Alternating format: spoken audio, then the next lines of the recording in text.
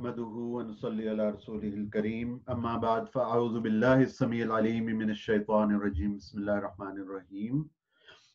दर्स ग़ज़ाली में आज का हमारा जो मौजू है वो हज के बातनी आमाल, और हमारी जो आज की जूम की मजलिस है उसमें हमारे साथ प्रोफेसर तौक़ीर अनवर साहब और जनाब मोहम्मद इस्माइल साहब शरीक महफिल हैं। तो हमने इससे पहले जो है वो हज के फ़ज़ाइल पे गुफ्तगू की कि हज की फजीलत क्या है। फिर उसके बाद हज के जो ज़ाहिरी आमाल हैं, जो कि फ़िक़ही आमाल हैं, उस पे हमने ज़्यादा रोशनी नहीं डाली क्योंकि वो उलमा का काम है कि बयान करें, और उलमा बहुत खुशउस्लूबी के साथ उसको ये फरीज़ा अंजाम दे रहे हैं, तो उसको हमने उलमा के लिए छोड़ा। और उसके बाद हज के आदाब पे हमने बात की थी। यानी आदाब वो हैं कि जिस तरह आदाब मजलिस हैं कि अब अगर आप किसी अदब को बरोकार लाते हैं या अदब की किसी की पैरवी करते हैं तो उसका दुनिया वालों को भी कुछ ना कुछ पता चल जाता है। मिसाल के तौर पे हाजियों के साथ खुश अखलाकी से पेश आना, फिर ये कि फ़कीरी इख्तियार करना, कि बाल आपके उलझे हुए हों और उस वक्त आपसे आपने खुशबू ना लगाई हो ताकि गुरूर मिट जाए आपके अंदर से। फिर जो सवारी का जानवर हो उसके साथ नरमी इख्तियार करना, यानी जो आपको मौजूदा दौर में जो आपका स्टाफ है एयरलाइन का या बस का ड्राइवर है, तो उसको उसके साथ और जो इमिग्रेशन स्टाफ है उनके साथ बहुत नरमी के साथ पेश आना, फिर झगड़ा ना करना, ये सारी चीजें खुश अखलाकी से है और ये आदाब में आती हैं। और इससे आपकी सीरत का पता चलता है, और ये आपको उस लिहाज से उस हद तक बातनी नहीं है, क्योंकि इसका आप जब आप खुश अखलाक होंगे तो आपकी खुशबू दूर तक जाएगी खुश अखलाकी की, और लोगों को पता चलेगा कि आप एक खुश अखलाक शख्स हैं। तो फिर उसके बाद जो अब आता है वो यह है कि हज के बातनी आमाल क्या हैं। तो ऐसी चीज जो सिर्फ आपके और अल्लाह के दरमियान होगी वो है बातनी आमाल। और इमाम गजाली रहमतुल्लाह अलैह का आप तरीका देखें कि सबसे पहले तो फजीलत बयान करके फिर ज़ाहिरी अमाल बताते हैं कि ज़ाहिर में आपने क्या करना है, कि आपने यानी मुज़दलिफ़ा में आपने रात गुजारी, उससे पहले आपने अरफात में वक़ूफ़ किया, फिर आप मिना में आए, पहले भी आप मिना में थे, कंकरियां मारी, वो सारी चीज़ें जो फ़िक़्ह की अलामत है, क्योंकि इमाम गजाली जो हैं वो पहले फ़िक़्ह के आलिम थे। फिर उन्होंने जब देखा कि उलमा आपस में मुनाजरा बहुत करते हैं, उन्हें तशवीश पैदा हुई। हालांकि वो तमाम उलमा उस वक्त बहुत जय्यद उलमा थे और हम उन सब के साथ रहमतुल्लाह अलैहिम लगाते हैं, और उनके मुनाजरे में भी हम कहते हैं कि बहुत जो है वो नेक नियति के साथ करते होंगे। लेकिन इमाम गजाली की जो सोच थी वो उससे भी आगे गई। उन्होंने कहा कि नहीं, हमें उससे आगे निकलना है और हमें दिल की तत्हीर के लिए तमाम ज़ाहिरी आदाब को करना है। तो इसलिए फिर इमाम गजाली ने जाहिर से बातिन का सफर शुरू किया। फिर उसके बाद जाहिर हर चैप्टर में वो सबसे पहले जाहिरी आदाब बताएंगे, फिर उसके बाद जो बातनी आदाब हैं वो बताएंगे, आदाब यानी खुश अखलाकी जिसको कह सकते हैं। और फिर उसके बाद वो जो प्योर और खालिसतन जो बातनी उमूर हैं उसके बारे में वो इमाम साहब बताएंगे कि बातनी तौर पे हमने इसके बारे में क्या करना है, और ऐसी चीजें जिसका ताल्लुक सिर्फ आपके और आपके खालिक के साथ है, उसमें आपका और आपके खालिक का क्या जो है वो मामला होगा आपस में। तो सबसे पहले जो है वो इमाम साहब फरमाते हैं कि हज का पहला मरहला ये है कि दीन में उसके मर्तबा और मकाम से वाकफियत हासिल की जाए, उसके शौक की आग दिल के निहा खानों में रोशन हो, उसके बाद सफर का अज़्म और इरादा हो। तो उन रुकावटों को दूर करने की कोशिश हो जो सफर के लिए माने हो, फिर एहराम का कपड़ा खरीदा जाए। यानी सबसे पहले जो चीज होगी वो दिल में शौक आना चाहिए कि आपने शौक से जज्बे के साथ हज करना है। तो फिर उसके बाद फिर बाकी चीजें जो हैं वो आपकी होंगी। और उसके बाद जो अगली चीज आती है फिर ये है कि यानी इब्तदा जो है वो बातिन से हो, پھر اس کے بعد ظاہری چیز ہوں، اور انتہا پھر وہ باطن کے ساتھ ہو. اللہ تعالیٰ جو ہے اس کے ناموں میں ظاہر بھی ہے اور باطن بھی ہے. پھر اس کے بعد فہم ہے کہ وصول اللہ کی ایک منزل ہے، یعنی حج کے ذریعے آپ کے جتنے بھی اسپیشلی جو ایک روحانیت کی تصوف کی راہ کا جو سالک ہو، اس کے لیے ضروری ہے کہ وہ ہر چیز اللہ تعالیٰ کی قرب کے لیے حاصل کرے، اللہ تعالیٰ کی رضا کی نیت کے ساتھ ہر چیز وہ حاصل کرے. تو حج کا بھی یہی مقصد ہوگا، روزے کا بھی، ذکر کا بھی، درود شریف کا بھی، نماز کا بھی، نوافل کا بھی، سنتوں کا بھی، یہی سب کا مطمع نظر اور مقصد ہوگا، مقصود ہوگا کہ ہم نے اللہ تعالیٰ کا قرب حاصل کرنا ہے، اللہ تعالیٰ کی دوستی حاصل کرنی ہے.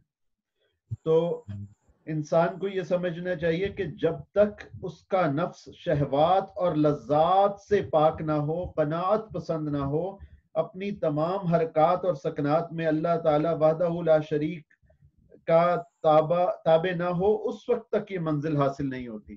ہم حج میں اور روزے میں یہ سب چیزوں میں آپ دیکھیں کہ ہم ایک طرح سے، اور اعتکاف کو بھی آپ دیکھ لیں، کہ تراویح کو دیکھ لیں، کہ ہم سب کچھ چھوڑ چھاڑ کے، ایون جو باجماعت نماز ہے اس میں بھی آپ دیکھ لیں کہ ہم سب کچھ چھوڑ چھاڑ کے رجوع اللہ کرتے ہیں. مسجد گئے، راستے میں اللہ کا ذکر کرتے ہوئے گئے، واپس آئے. تراویح میں ہم نے 1-2 گھنٹے سپینڈ کیے، تو سب لذات کو پیچھے چھوڑ کے. روزہ رکھا تو تمام لذات کو پیچھے چھوڑ کے پھر اپنے روزہ رکھا. اور اسماعیل صاحب اگر ویڈیو آپ آڈیو میوٹ کر دیں فی الحال، اور جب آپ نے سوال کرنا تو اس کو آپ کر لیجئے گا. تو پھر اس کے بعد جو ہے وہ آپ نے اسی طرح حج میں بھی یہ ہے کہ آپ نے جو آپ کی روزمرہ کی چیزیں ہیں، جو روزمرہ کی باتیں ہیں، اس کو آپ نے جو ہے وہ اس کو یعنی آپ نے پیچھے چھوڑ دیا، پس پشت ڈال دیا. اس طرح واٹس ایپ کے گروپس ہیں اور یہ ساری چیزیں. اگر آپ حج میں جا کے بھی انہی چیزوں میں مصروف ہو جائیں تو پھر وہ مقصد نہیں رہتا، پھر وہ بات نہیں رہتی. حج کا جو اصل مقصد ہے وہ فوت ہو جاتا ہے. تو اصل چیز یہی ہے کہ آپ نے دنیا سے کنارہ کشی اختیار کرنی ہے اور اللہ تعالیٰ کی جو ہے وہ قرب حاصل کرنا ہے. تو اور ایک حد تک جو رہبانیت جس کو کہتے ہیں نا، اس میں امام صاحب کے متعلق جو انہوں نے قرآن شریف کی آیت جو ہے وہ جو کوٹ کی ہے کہ ایک حد تک دنیا سے کنارہ کشی اختیار کرنا، اگر آپ اس کو رہبانیت کا نام نہیں دینا چاہتے تو اس کی اجازت ہے. وہ یہ ہے کہ آپ کا پیچھے سے آپ مکمل انتظام کر کے جائیں، محدود وقت کے لیے جائیں، اور آپ کے بیوی بچوں کا سب کا انتظام ہو. یہ ساری چیزیں استطاعت میں داخل ہیں. تو پھر اس کے بعد آپ حج پہ جائیں گے. اور اس طرح تو اس میں ہے ذالک بأنہم قسیسین ورہبانا وانہم لا یستکبرون، کہ اللہ تعالیٰ نے اس وقت کے جو راہب تھے ان کی تعریف کی تھی جو کہ عیسائیت کے دور میں ہوتے تھے، یہ سبب سے کہ ان میں بہت سے عالم ہیں اور بہت سے تارک دنیا اور درویش ہیں. یعنی قسیس جو ہیں وہ علماء میں آ گئے، اور رہبانن وہ تارک دنیا درویش، اور یہ لوگ متکبر نہیں ہیں. تو چاہے آپ عالم ہوں، شیخ ہوں، تکبر نہیں آنا چاہیے. اس سے یہ بھی پتہ چلتا ہے کہ جو عیسائی یہودی تھے ان میں 2 علیحدہ طبقات ہوتے تھے جو کہ دینی طور پہ جو بزرگ ہستیاں سمجھی جاتی تھی. ان میں 2 طبقات ہوتے تھے، علماء اور مشائخ. تو علماء کو احبار کہا جاتا تھا یا پھر ربانی کہا جاتا تھا یہودیوں میں، کہ اللہ رب کی باتیں بتانے والا، جس کو آج ربی کہتے ہیں کہ یہودی ربی. اصل میں یہ ہے کہ رب کس سے ملانے والا. اور بات ہے کہ اب ان کا عقیدہ اس طرح سے کرپٹ ہو چکا ہے کہ اصل میں ربانی یہ تھا. اور اسی طرح احبار جو ہیں، اور یہاں پہ قسیسین یہ علماء تھے. اور جو رہبان ہیں وہ سب کے لیے اسی طرح جو ہے وہ رہبان وہ آ جاتے ہیں مشائخ، یا اس میں یہودیوں کے ربانیوں کو بھی چاہے آپ داخل کر دیں، یعنی دو ایک طبقات موجود ہوتے تھے، احبار اور رہبان۔ تو پھر جب رہبانیت ختم ہو گئی اور لوگ اللہ کی عبادت میں، تو رہبانیت ایز سچ تو اب اسلام میں تو ختم ہو گئی نا، لا رہبانیت فی الدین، اس وقت جو تھی وہ اس وقت اللہ تعالیٰ نے اس کو پسند کیا تھا۔ اب آگے کہتے ہیں امام صاحب، کیونکہ بات بالکل صحیح ہے کہ رہبانیت کی گنجائش نہیں ہے ہمارے دین میں، تو اس کا وہ ایک چھوٹا سا ایک ذرہ ہے جس کی اجازت دی گئی ہے اور جس کو فرض بھی کیا گیا ہے، لیکن اس سے زیادہ کی اجازت نہیں۔ تو آگے کہتے ہیں امام صاحب کہ جب رہبانیت ختم ہو گئی، لوگ اللہ کی عبادت میں غفلت کرنے لگے، شہوات کی پیروی عام ہو گئی، تو اللہ تعالیٰ نے طریقہ آخرت کے احیاء اور پیغمبروں کی سنت کی تجدید کے لیے نبی اکرم صلی اللہ علیہ وآلہ وسلم کو دنیا میں مبعوث فرمایا۔ پچھلے پیغمبروں کے متبعین نے آپ سے رہبانیت اور سیاحت کے متعلق دریافت فرمایا، تو حضور صلی اللہ علیہ وسلم نے فرمایا کہ میری امت کو رہبانیت اور سیاحت کے بدلے میں جہاد اور بلندی پر تکبیر عطا کی ہے۔ اور امام مترجم لکھتے ہیں کہ یہ روایت ابو داود میں موجود ہے اور ابو امامہ رضی اللہ تعالی عنہ اس کے راوی ہیں۔ اور تکبیر عطا کی ہے، یعنی بلندی پر تکبیر، اس سے مراد حج ہے۔ اور آگے یہ ہے کہ اس میں اور اس سے مراد حج ہے۔ کسی نے صائمین کے متعلق، روزہ رکھنے والوں کے متعلق دریافت کیا، تو حضرت صلی اللہ علیہ وسلم نے فرمایا کہ وہ لوگ روزے دار ہیں۔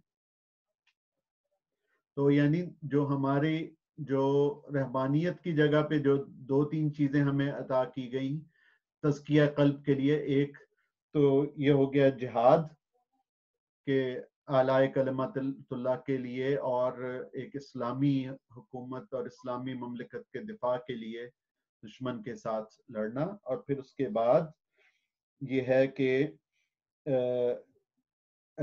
حج جس میں تکبیر ہوتی ہے، لبیک اللہم لبیک لبیک لا شریک لک لبیک، اس میں اور پھر اس کے بعد جو ہے وہ روزہ، اور پھر اس میں اور آپ دیکھ لیں تو پھر اعتکاف بھی آ جاتا ہے، لیکن اعتکاف کی آپ ڈیوریشن دیکھیں 10 دن، اس سے زیادہ نہیں ہوتا۔ تو یعنی یہ اللہ تعالیٰ کا انعام عظیم ہے کہ اس نے امت محمدی صلی اللہ علیہ وآلہ وسلم کے لیے حج کو رہبانیت کے قائم مقام بنا دیا، اور اس کے گھر کو بھی شرف اور عظمت کا محور قرار دے دیا، جس کی زیارت کا نام حج ہے، اور وہاں کے جانور اور درخت بھی محترم بنا دیے۔ جب آپ جاتے ہیں تو وہاں پہ آپ پتا وغیرہ بھی نہیں توڑ سکتے، اور وہاں پہ آپ مکھی بھی نہیں مار سکتے، آپ نے ہر چیز کا احترام کرنا ہوتا ہے وہاں پہ جا کے۔ تو اس کے بعد جو ہے وہ شوق ہونا، دل میں شوق ہونا کہ اللہ تعالیٰ کی جو آپ گھر میں جا رہے ہیں تو اس کے لیے دل میں ایک شوق بیدار کیا جائے کہ آپ اللہ تعالیٰ کے گھر کی زیارت کے لیے جا رہے ہیں، اور اس سے آپ کو اللہ تعالیٰ کا قرب ملے گا، تو شوق کے ساتھ جایا جائے۔ بھی شوق بھی ایک ایسی چیز ہے جس کو آپ شوق یا اللہ تعالیٰ کا قرب اختیار کرنے، یا آپ کے اور اللہ کے درمیان وہ ہے معاملہ ہے اس کا، تو اس پہ یہ ہے کہ یہ نیت ہے۔ تو نیت سے متعلق جتنی چیزیں ہیں وہ ساری کی ساری باطنی اعمال میں آتی ہیں۔ عزم بھی پھر وہی چیز ہے، عزم، ارادہ، کہ گھر والوں کی آپ کو ایک ول پاور پیدا کرنی پڑے گی کہ گھر والوں کی جدائی ہوگی، وطن کی مفارقت، شہوات، لذات، اور آپ اس وقت کا حج دیکھیں کہ اگر آپ آج سے 100 سال پہلے چلے جائیں تو 1920 میں تو حج جو ہے وہ بحری جہاز کے ذریعے ہی ہوتا تھا، تو اب اتنا آسان نہیں تھا۔ اب تو یہ ہے کہ آپ جائیں تو آپ مہینے 2 مہینے کے اندر اندر واپس آ جاتے ہیں۔ اس وقت پھر آپ کو جانے کے لیے بھی کوئی 10-12 دن چاہیے، پھر واپس آنے کے لیے بھی آپ کو 10-12 دن چاہیے، پھر اس دوران بیماریاں آنا، اور یعنی ابھی تو آپ دیکھیں کہ کورونا کا سیزن چل رہا ہے تو ابھی تو بیماریاں بہت پیک پہ ہیں، لیکن جب نہیں بھی ہوتا تب بھی حج کے دور میں وبائیں بہت پھیلتی ہیں، لیکن وہ ایسی وبائیں نہیں ہوتی کہ جس کی وجہ سے حج آپ کو موقوف کرنا پڑے۔ اب تو وہ دور آ گیا کہ یعنی سعودی حکومت وہ نہیں چاہتے کہ ان کو تو ظاہر ہے کہ آمدن ہوتی ہے حج سے، یہ سب مجبور ہو کے فیصلہ کیا گیا ہے کہ ہماری بہتری کے لیے۔ تو اللہ تعالیٰ ان کو جزائے خیر عطا فرمائے سعودی عرب کی حکومت کو، کہ جو انہوں نے یہ فیصلہ کیا کہ اس دفعہ صرف لوکلز کو اجازت دی جائے، اور انشاءاللہ اگلے سال سے سب لوگ حج کر سکیں گے۔ یہ ایک مشکل وقت ہے کیونکہ ورنہ پھر یہ ہے کہ ان کے اپنے ہسپتال بھر جائیں گے سعودی عرب میں، اور لوگ پھر دھڑا دھڑ کورونا سے، اگر اس سال سب کو اجازت دے دیتے تو پھر کورونا وائرس کی وجہ سے بہت اموات ہونے کا خدشہ تھا۔ تو پھر قطع علائق یہ ہے کہ یعنی دنیا سے انسان دور چلا جاتا ہے، اور لیکن آگے امام صاحب نے ایک بہت اہم نقطہ بتایا ہے کہ جو کہ بتانا چاہیے سب کو، یہ ہے کہ حقداروں کے تمام حقوق ادا کرے، گناہوں سے خلوص دل کے ساتھ توبہ کرے۔ آدمی کے ذمہ اگر کسی کا کوئی حق ہے، قرض خواہ کی کوئی ہے، کسی کا قرض ادا کرنا ہے تو وہ جو ہے وہ اس کا قرض ادا کرے، اور کسی کے ساتھ کوئی زیادتی کی ہے تو معافی مانگ کے پھر حج پہ جائے، کیونکہ حقوق اللہ کے علاوہ حقوق العباد کی اپنی جو ایک اہمیت ہے وہ بہت زیادہ ہے۔ پھر زاد راہ حلال کی کمائی سے تیار کیا جائے، یہ بھی ایک باطنی عمل ہے جو اس سے پہلے تھا۔ ہم نے آداب میں جب بات کر رہے تھے کہ زاد راہ لے کر جائے تاکہ اپنا خرچہ پورا کر سکے اور دوسروں کی مدد بھی کر سکے، لیکن باطنی طور پہ یہ ہوگا کہ حلال کی کمائی سے کیا ہو، تاکہ آپ کو جب حلال کی کمائی سے ہوگا تو پھر وہ ایک اس میں زیادہ خلوص ہوگا اور زیادہ اللہ تعالیٰ کا قرب آپ کو حاصل ہوگا۔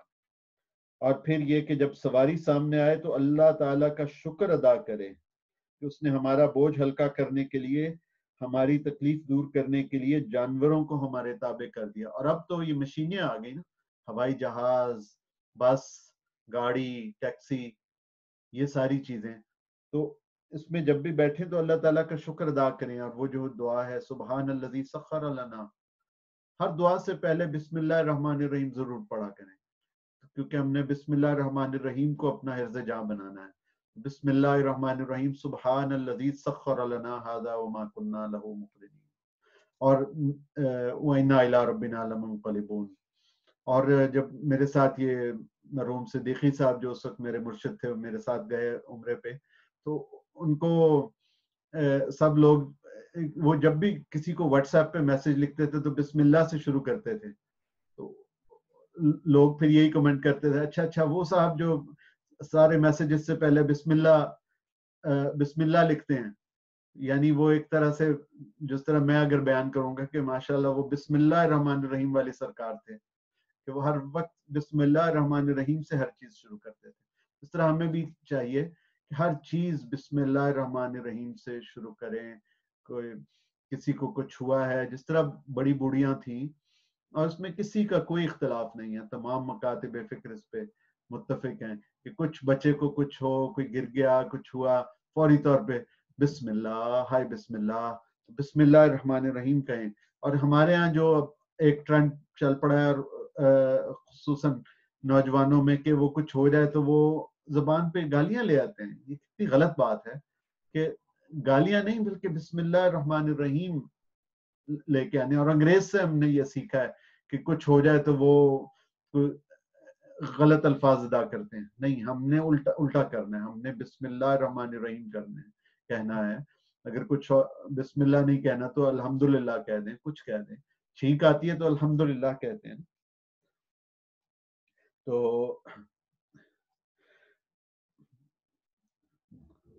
پھر اس کے بعد جو ہے وہ آج ہی ایک گروپ میں ہم جو ہے وہ اس حدیث کا ذکر کر رہے تھے جو کہ بخاری اور مسلم کی حدیث ہے اور ابن مسعود رضی اللہ تعالیٰ عنہ اور انس رضی اللہ تعالیٰ عنہ اس کے راوی ہیں کہ حضور صلی اللہ علیہ وسلم فرماتے ہیں کہ میرے سامنے کچھ لوگ لائے جائیں گے جو کہیں گے کہ یا محمد یا محمد، میں کہوں گا یا اللہ، یہ لوگ میرے اصحاب ہیں، یعنی میرے دوستوں میں ہیں، اس طرح سے صحابی شاید نہیں ہوں گے، تو اللہ تعالیٰ یعنی میرے امتی ہیں ایک طرح سے کہہ لیں، تو حضور اللہ تعالیٰ فرمائیں گے کہ آپ نہیں جانتے کہ آپ کے بعد انہوں نے دین میں کیا کیا نئی باتیں ایجاد کی، اور یہ سن کر لوگوں سے کہوں گا کہ دور رہو، الگ رہو۔ تو ہمیں بدعات سے بچنا ہے، خصوصاً ایسی بدعات جس میں کوئی نافرمانی کا پہلو ہو، ان بدعات سے ضرور بچنا ہے کہ اگر آپ کوئی چیز جس سے منع فرمایا گیا ہے اور آپ اس کو الٹا ثواب کی نیت سے کرنا شروع کر دیں تو وہ غلط ہو جائے گا۔ تو ایسی چیزیں نہیں کرنی۔ مثلا مولانا الیاس قادری صاحب بھی فرماتے ہیں کہ جو پہاڑیاں بنائی جاتی ہیں یہ سارا اسراف ہے، اور کہاں یہ ہے کہ آپ یعنی برتھ ڈے کے کیک کاٹے جا رہے ہیں میلاد شریف کے موقع پہ، اور میوزک بجائی جا رہی ہے، یہ ساری چیزیں بدعات ہیں۔ جو یوم میلاد نہیں مناتے بہت اچھی بات ہے، لیکن اگر جو کوئی مناتے ہیں تو اس میں بہت خیال ادب کے ساتھ کہ کوئی ایسی عظیم ہستی کا آپ دن منا رہے ہیں کہ جو دنیا کی سب سے عظیم ہستی ہیں، بہت ادب کے ساتھ درود شریف پڑھیں، سارا ٹائم اس میں درود شریف پڑھیں، اس سے بہتر کیا ہوگا؟ تو اس طرح سے کریں، دین میں نئی نئی چیزیں اور ایسی چیزیں جس سے منع کیا گیا وہ شامل نہ کریں۔ اور یہ بات صبح بھی جب ہماری گفتگو ہو رہی تھی تو میں نے یہ بات واضح کر دی تھی کہ ان چیزوں کا کسی مسلک کے ساتھ کوئی تعلق نہیں ہے، بلکہ ہمارے جو جید علماء ہیں، مفتی منیب الرحمان صاحب اور مولانا الیاس قادری صاحب، وہ اس قسم کی خرافات سے سختی کے ساتھ منع کرتے ہیں۔ تو پھر اس کے بعد جو ہے وہ حضرت صلی اللہ علیہ وسلم کی زیارت، اس کے آداب۔ اب میرا خیال ہے ہمارے 20 منٹ آج مکمل ہو گئے ہیں، تو انشاءاللہ جو مدینہ شریف میں جو یہ ایک علیحدہ سے ایک ٹاپک ہے کہ ہمیں حضور صلی اللہ علیہ وسلم کی جب ہم روضہ شریف پہ حاضر ہوتے ہیں تو ہمیں کیسا ادب اختیار کرنا چاہیے، انشاءاللہ اگلی سیٹرڈے کو ہم اس پہ بات کریں گے کہ زیارت مطلب یہ کہ زیارت روضہ نبی صلی اللہ علیہ وسلم کے آداب، اس پہ ایک علیحدہ سے گفتگو کریں گے۔ تو آج کے لیے ہم اتنا ہی کرتے ہیں۔ تو آپ لوگ اپنے آپ کو دونوں انمیوٹ کر لیجئے، اور اگر کوئی سوال ہے تو یا اگر آپ کوئی کہیں کوئی کمی کوتاہی ہوئی ہے یا آپ کوئی اور نقطہ بیان کرنا چاہتے ہیں تو ضرور۔ تو سب سے پہلے میں اسماعیل صاحب کو دعوت دوں گا کہ آپ کے ذہن میں کوئی نقطہ، کوئی سوال۔ ماشاءاللہ بہت اچھا بیان۔ نیت کو کیسے خالص کیا جائے؟ نیت کو کیسے کیا خالص اللہ کے لیے کیا جا سکتا ہے، ریاکاری سے بچا جائے؟ نیت ایک دل کا معاملہ ہے، تو دل کے اندر آپ سوچ لیں، جو آپ کی سوچ ہے وہی آپ کی نیت ہے۔ جہاں پہ نیت ڈگمگاتی ہے، خراب ہوتی ہے، اس کو دوبارہ ٹھیک کر لیں، کیونکہ انسان خطا کا پتلا ہے۔ یہ ہو سکتا ہے ہماری نیت میں ریاکاری آئے، لیکن ہم اس کو بار بار درست کرتے جائیں۔ اگر ایسا نہیں ہے کہ اب ریاکاری آ گئی ہے تو اب ریاکاری کی نیت کو وہیں پہ اسی طرح رہنے دیں گے، نہیں، توبہ کریں واپس آئیں، توبہ کریں واپس آئیں۔ تو اس طرح سے نیت کو آپ نے درست کرنا ہے۔ اور کوئی سوال یا کوئی نقطہ اسماعیل بھائی؟ جی جزاک اللہ۔ اچھا، توقیر صاحب، آپ اسماعیل صاحب بے شک اپنے آپ اگر میوٹ کرنا چاہیں تو توقیر صاحب اب آپ کچھ فرمانا چاہیں تو۔ میں کہہ رہا تھا کہ آپ نے ماشاءاللہ بہت اچھا ایلیبوریٹ اس کو کیا سارے کو۔ یہ میں جاننا چاہ رہا تھا کہ اس سارے کے حوالے سے جو تزکیہ نفس ہے وہ اس کے لیے یہ سارا کچھ بہت امپورٹنٹ نہیں ہو جائے گا کہ اگر ہم اپنی نیت کو خالص کریں اور جو ہم ظاہرہ لے کے جا رہے ہیں اس کے حلال ہونے کی فکر کریں، بالکل اپنا ہر وقت جو ہے وہ یکسوئی کا کریں گے تو ہمارے وہ مطلب باطن اور ساری صفائی میں بڑا امپورٹنٹ پارٹ لے گا۔ جی بے شک نیت تو پہلی چیز ہے نا، انما الاعمال بالنیات، تو نیت کو تو ہر وقت ہم نے خالص رکھنا ہے، اور خدا نخواستہ اگر نیت میں کوئی کھوٹ آتا ہے، کیونکہ انسان ہے، گناہ کے پتلے ہیں، خطا کے پتلے ہیں، پھر فوری طور پہ اس کو درست کیا جائے. اور اعلیٰ ترین چیز تو یہی ہے کہ نیت کو ہمیشہ خالص رکھا جائے، اور نیت کا کھوٹ ہونا ہی نہیں چاہیے، ورنہ تو پھر شرک ہو جاتا ہے. ریاکاری جو ہے، ریاکاری بھی ایک طرح کا ایک خفیہ شرک ہے، جس کو شرک خفی کہا جاتا ہے. تو اس لیے آپ نے بالکل درست فرمایا کہ نیت کا جو درست ہونا ہے بہت ضروری ہے. آپ یہ کہہ رہے ہیں کہ یہ سارا کچھ جو ہے وہ خشیت الہی کے حوالے سے ہم نے کرنا ہے، کہ ہم اس کی خوشی چاہ رہے ہیں سارے معاملات میں. تو کوئی کسی قسم کا شائبہ بھی جو ہے وہ میرا خیال نہیں ہونا چاہیے، کیونکہ یہ سارا معاملہ تو اس کے پیش نظر ہے. بے شک بے شک، آپ بالکل 100% درست فرما رہے ہیں، بالکل نہیں ہونا چاہیے.